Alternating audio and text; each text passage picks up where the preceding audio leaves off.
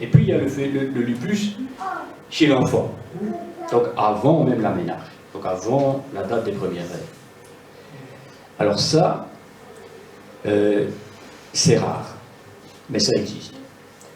Ça existe, et ce qui est caractéristique du lupus chez l'enfant, qui démarre donc à l'âge, mettons, de 6 ans, 10 ans, parfois même très jeune, on va y revenir.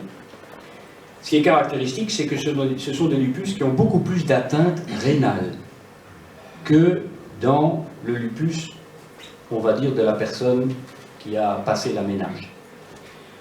Pour vous donner un chiffre, dans le lupus en général, l'atteinte des reins, c'est un tiers des malades, grosso modo.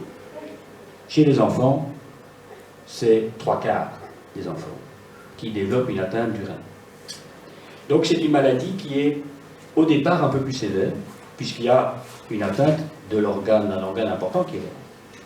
Et il y a souvent des symptômes, comme on dit, systémiques, c'est-à-dire sur les enfants qui ont souvent de la fièvre, qui ont souvent des adénopathies des ganglions, qui ont souvent une altération de l'état général. Donc c'est très fracassant en fait chez les enfants.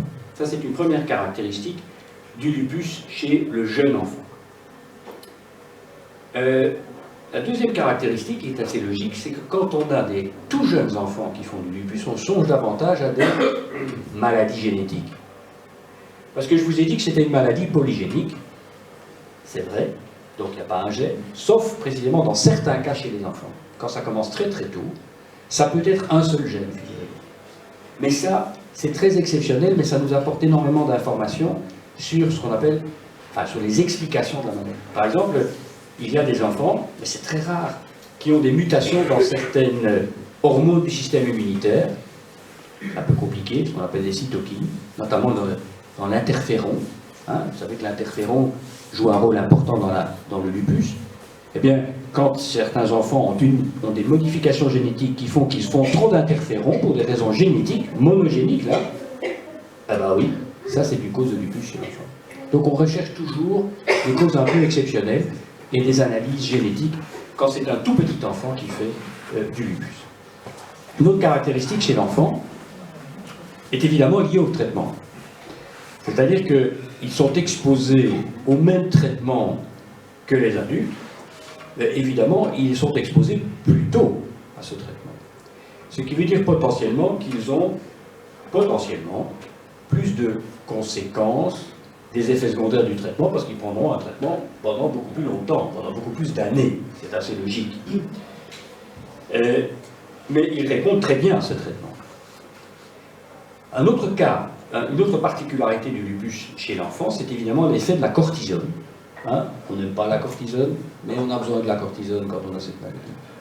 Mais chez l'enfant, il y a un problème particulier qui n'existe pas chez l'adulte, bien sûr, c'est la répercussion de la corticothérapie, donc de la prise de cortisone, sur la croissance. Et donc, on doit utiliser des techniques, notamment une administration 1 jour sur 2 chez l'enfant, qu'on n'administre pas chez l'adulte. Chez l'adulte, quand vous prenez de la cortisone, il n'y a aucun docteur qui vous dit que vous n'en prenez qu'1 jour sur 2, sauf quand vous arrêtez la cortisone, bien sûr, ça on peut y revenir. Mais quand on n'arrête pas la cortisone, on ne dit pas aujourd'hui vous prenez 7,5, demain vous prenez 0. Chez l'enfant, on est parfois obligé de faire cela pour éviter l'effet sur la croissance.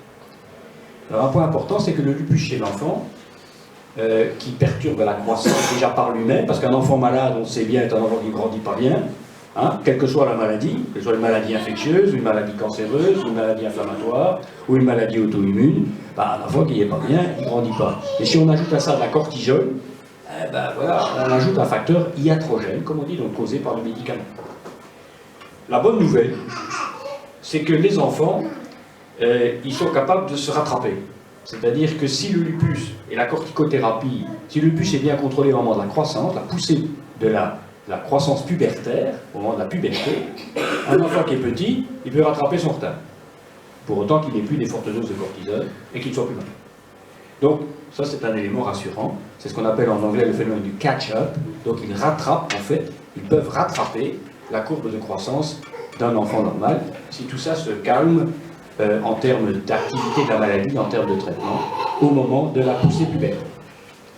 Donc, un dernier problème chez l'enfant, c'est qu'évidemment, un enfant, il va être exposé pendant plus d'années à la maladie, Et donc, quelque part, évidemment, il y a des conséquences, parce qu'il va devoir vivre 70 ans avec une maladie. Bon, et donc avec les conséquences chroniques. Hein, vous savez bien, par exemple, que le rein, si on a une petite séquelle et une petite cicatrice au niveau du rein, c'est pas grave si on a 50 ans, parce que voilà, on vient de 30 ans. Mais si on a une petite cicatrice déjà à 20 ans, ben, c'est pas sûr qu'on va tenir 60 ans, hein, sans une substitution rénale. Donc ça, c'est un problème qui est spécifique, qui est lié à l'enfant.